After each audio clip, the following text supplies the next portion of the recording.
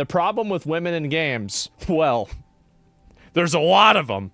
But, okay, let's hear about this one.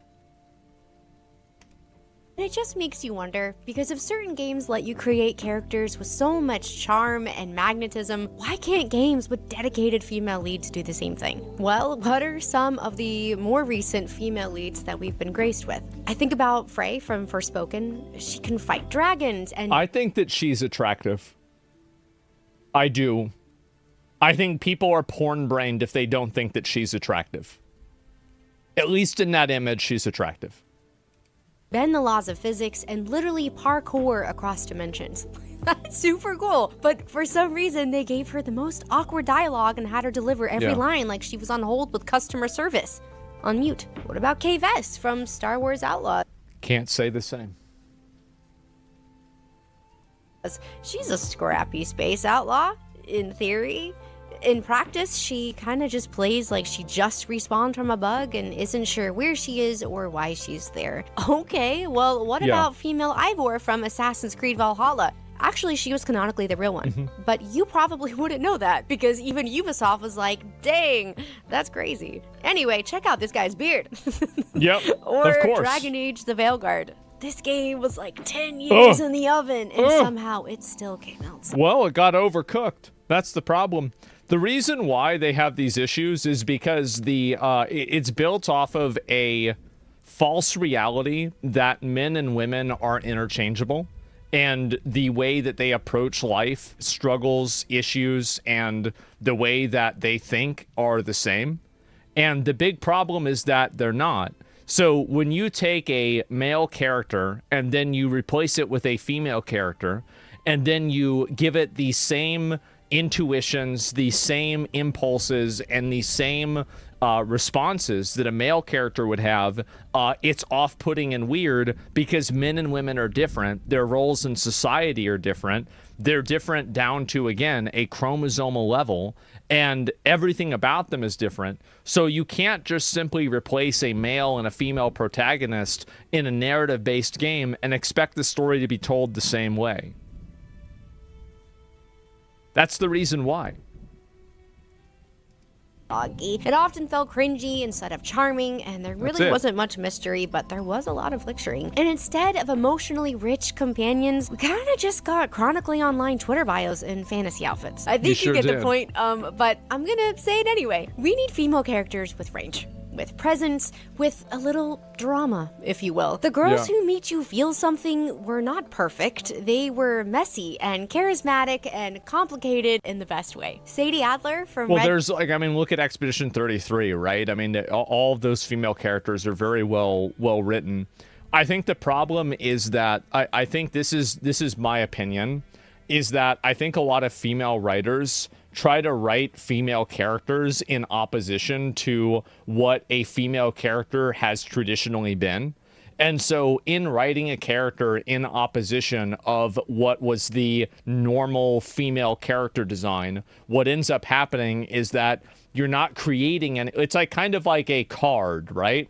And so like a card can't stand up by itself. It has to be leaning against another card. So they write this personality to lean up against the old personality of one-dimensional boob characters, and that's it. And so if you take one of these away, they both fall apart. And that's because neither of these different things can stand on their own at all. You already have multiple examples, like Ripley is a great example of this. There's multiple examples of female characters and stories that I think are written relatively well, but you have to write them in a way that's true to the female experience to an extent and understand that they are not an interchangeable unit with a man. And I think that the more that you write women and you do it with a chip on your shoulder as if, no, she's not going to be the princess that gets saved, this is weird. Like, you're not writing to tell a story, you're writing to prove something. Dead too? Her husband literally dies, and she goes, cool, I'm going feral now. And grieving? Yes. Stunning? Yes. Horse girl? Absolutely. But I would let her run me over. There's plenty of examples of that in history, like Boudica, right? Like, that's the first one I can think of. I mean, it's a messy history, right? But, like, and there are examples of this where it happens. So true, yeah. Over with that horse. Chloe Frazer from Uncharted. She's flirty and morally flexible and somehow still makes betrayal feel hot. Tifa Lockhart from Final Fantasy. She could literally take down a behemoth in one hit and then quietly make you some soup and ask if you've been sleeping okay. But when I think about just well-written women in games, what's interesting is some of gaming's best women were not even the protagonist, but they were the scene stealers. Ciri from The Witcher 3 is quite literally the entire reason that Geralt is risking his life across these war-torn kingdoms. And she's this complicated, beautiful, just wild young girl who's somehow still more mature than everyone else around her. Or Yuna from Final Fantasy X, this graceful, selfless, and devastating character who's literally carrying the hopes of an entire world on her back. And I think also, like, especially whenever you have action games, there's like a certain degree of like just historically, right? I mean, men usually fight for and defend women. This is usually what happens because of biology and about 5,000 to 10,000 years of history, probably longer than that. And so this story makes a lot more sense because this is always the way things have been. And also you have examples, from Final Fantasy 14, Yashlada or like any of the other characters on there. Many of the female characters were written extremely well, but they weren't the exact same as the male characters. And then she still apologizes when she inconveniences you. And if that's not being a girl, I don't know what is. And while Western games are nervously nerfing kind of every trace of femininity from their female characters, Eastern devs are like, That's exactly it. They don't want to make feminine characters because they feel like feminine characters are diminutive. That's the problem. I think it's weird because, like, is this like some form of like internalized misogyny that like women have against themselves? In a way, it feels that way. Here's a mysterious woman who could kill you and make you cry about it. You're welcome. Capcom? They've been in their iconic woman era since like forever. Resident Evil is one of my all-time favorite series, and Jill is tactical, calm, and easily has the cleanest bob in gaming. Ada is mysterious, stylish, and she might lie to your face, but she's still gonna get a fan cam. Claire is this beautiful, kind, capable woman who takes zero nonsense. And Lady D had like 10 minutes of screen time in Village, she's really hot. She still owned Halloween for like the next 2 years. They're hot. They're cool. They've got so much range. And you remember it's the entire premise that like, well, what women really want to play is they want to play an aggressive, masculine, ugly woman that's unlikable, that tries to pretend to be a man and is simultaneously flawless, but has these obvious flaws as well that don't matter, that are actually good things. It's like basically the way that they write women characters, it's almost like whenever, it's like, it's as dishonest as whenever you answer the question on a resume, what's your biggest weakness? It's like, I try too hard. That's basically it. them, you want to be them, or you just kind of want them to emotionally damage you just a little bit. It's the same kind of energy with Monster Hunter Wilds. They dropped a couple of composed, stunning women, and the internet instantly started to cosplay. They're expressive and graceful, and they've just got that. Well, and it's also that, like, even the older woman, I forgot her name in Monster Hunter Wilds, like, there's nothing that's, like, diminutive or whatever or negative about her. It's nothing weird. It's just simply a story, and it's normal. Magnetism about them. And that's why the boys are in love, the girls are in love, and I am in love. And then we've got From Software, who just casually releases the most haunting, elegant women in modern gaming like it's nothing. The doll from Bloodborne, our favorite Victorian comfort character. She's soft-spoken, she's gentle, and she definitely knows more than she's letting on. And she's a sex doll that Gurman made of another girl that he liked.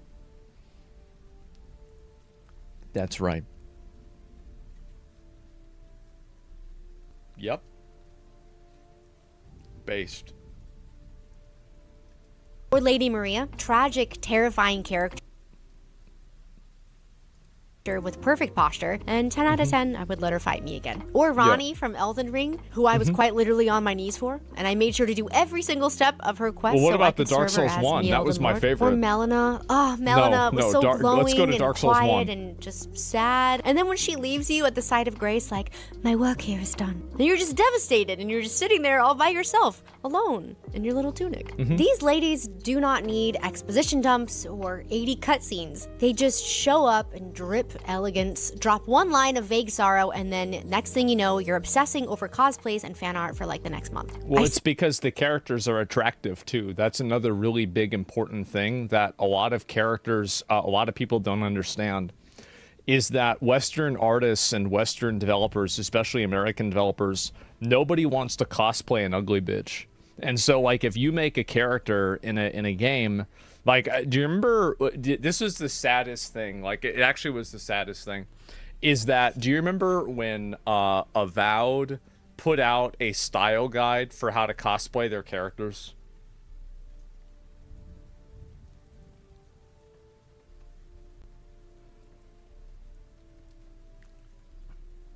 That was sad. I actually forgot. Yeah, well, the thing is that only I would remember something like this, right? I would be the only person to remember this. Yeah, on God, what? Yeah, exactly, right? You have to be at least 300 pounds. Yes, so nobody wanted to do that because the characters aren't attractive and appealing. That's the reason why. Like, there's a lot of characters that I know from, like, anime, and I don't know anything about the anime, but I know who the character is. Like, and that's the reason. It's because women don't want to dress up as an ugly woman. Why would they want to do that? Isn't that the like, what do you have makeup for? Say all of this because femininity is not outdated. It's not shallow. Yeah, 2B. I've never played Nier Automata. Never played it. But I know who 2B is.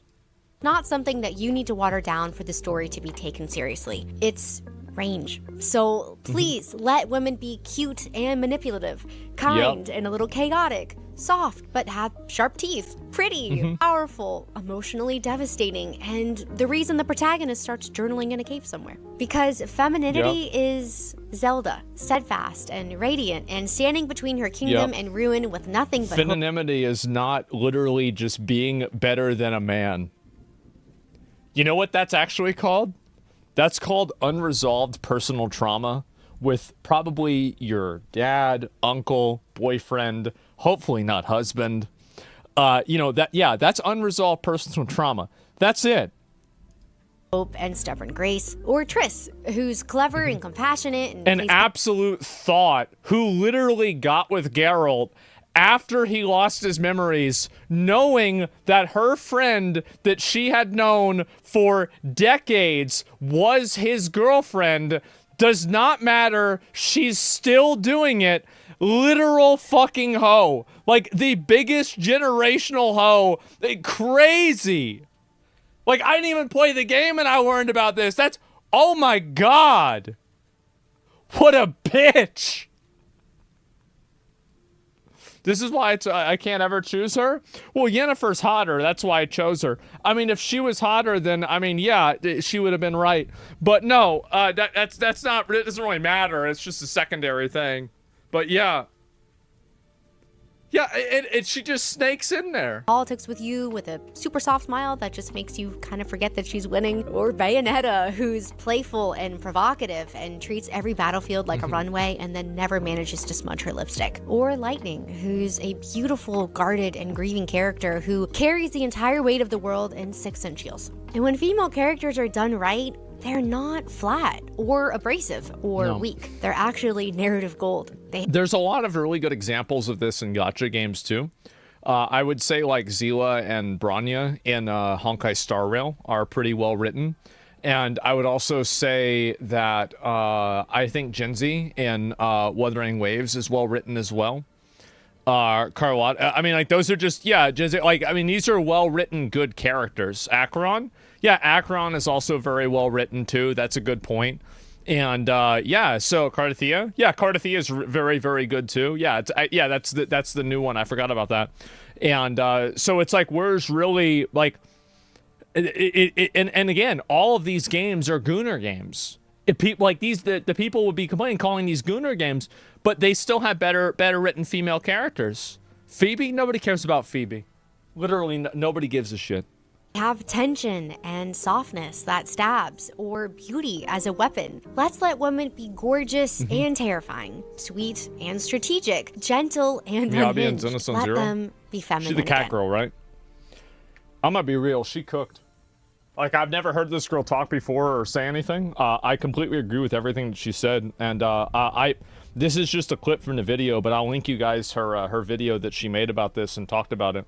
Yeah, I mean, oh wow, look at this. She only has 300 subscribers.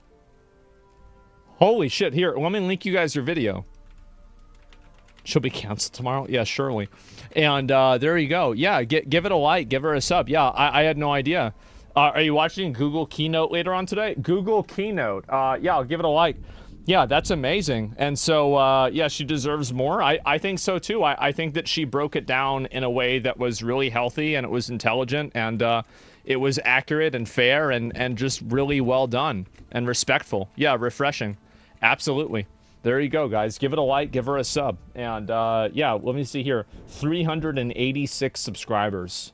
That's insane. There's 1,386. All right. All right, see, guys? Good job. Yeah, keep doing it. Keep going. There you go, guys. Just went up to 1,000. That's a good start. That's a good start. Keep going.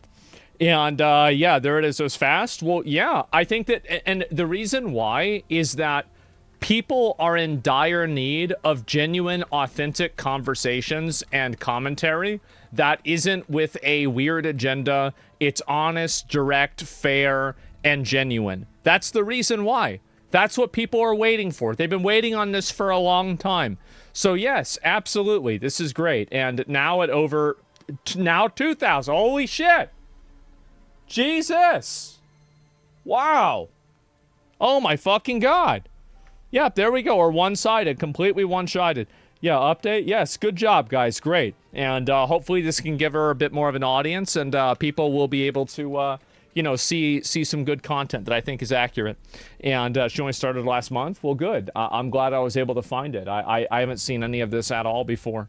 And if you guys ever find clips like this of, you know, smaller content creators that you think are, you know, worth looking at or whatever, I mean, I definitely want to know about it. So, yeah, I mean, I agree with everything that she was saying. I mean, 100 fucking %.